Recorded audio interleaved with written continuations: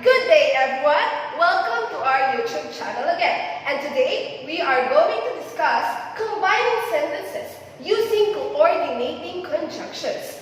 So, as we go to our discussion, let us first give the meaning of the word conjunction.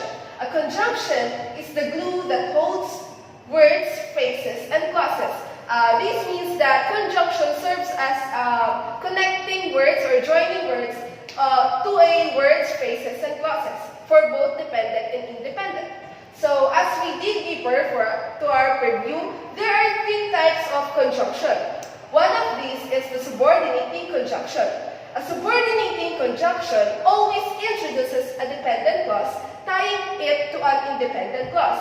Some examples of subordinating conjunctions are after, although, as, because, before, how, if, once, since, than, that, though, until, when, where, whether, and why. The other one is the correlative conjunctions. The correlative conjunctions are simply pairs of conjunctions which are used to join equal sentence elements together. Some examples of correlative conjunctions are either or, neither nor, not only but also, both, and, whether or, and so as. But these two are not the focus of our discussion for today, but rather this one, coordinating conjunction. So first, what is coordinating conjunction? A coordinating conjunction is the most common type of conjunctions. The main function of coordinating conjunction is to join words, phrases, and clauses together which are usually grammatically equal. This type of conjunctions is placed in between the words or groups of words that it links together and not at the beginning or at the end.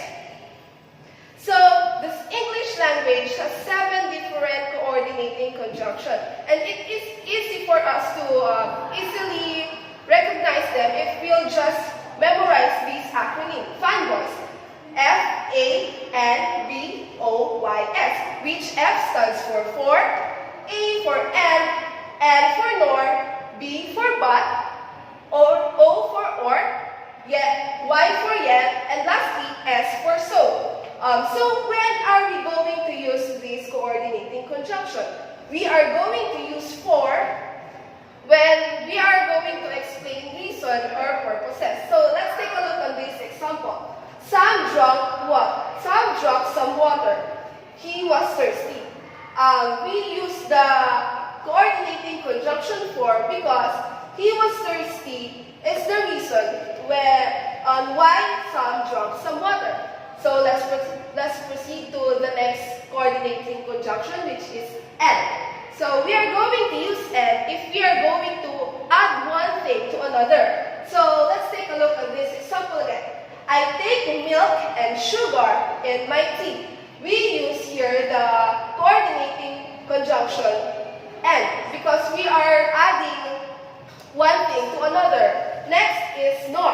We are going to use nor when we are presenting an alternative negative idea to an already stated negative idea.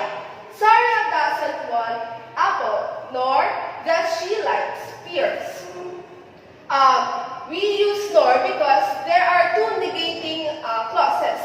Next is we are going to use but if we are showing contrast. Let's take a look at this example. All the children wanted to eat pizza, but no one wanted to buy it. All children wanted to eat pizza, but in contrast, they cannot eat pizza because no one wants to buy it. Next is we are going to use the coordinating conjunction or when we are presenting an alternative idea or choices. We could go to a zoo or we could go to a theme park. So we can see here that there are two different choices. Next is we are going to use yet when we are introducing a contrasting idea that follows the preceding idea logically. The weather was so cold and wet, yet we enjoyed very much. is, we're going to use so when it indicates effect, result, or consequence. He is sick, so he is not going to the school. We can see here the coordinating conjunction followed by a reason or an effect of the preceding clause or phrases. So, next, let's talk now about how to punctuate the coordinating conjunction. First, in joining two words, phrases, or dependent clauses together, a comma is not required before the coordinating conjunction. Let's take a look on this example for us to get clearer. Aliens and predators. We can see here that it is just two single words. So, aliens and predators. So, we cannot see here the usage of comma. By the beach or on the hill. As well as this one, it is just two phrases. Second is, if on the other hand, you are liking more than two words, phrases, and dependent clauses together, a series of comma must be placed in between the distinct elements. Example, spiders, snakes, and scorpions. We can see here that we are combining or joining two or more words. So these words are spiders, snakes, and scorpions. So we need to indicate the comma before the coordinating conjunction. Lastly, for joining together two independent clauses, a comma must be used before placing the coordinating conjunction. Remember that independent clauses. Cassandra fell asleep, so Joaquin just went home. We can see here that Cassandra fell asleep is already an independent clause, and Joaquin just went home. These two sentences can stand on their own. So we need to use comma and with the use of coordinating conjunction.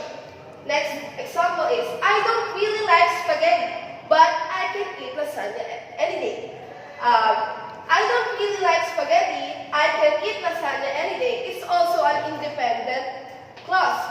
And it is joined by the coordinating conjunction, and we also use a comma since it is a independent clauses.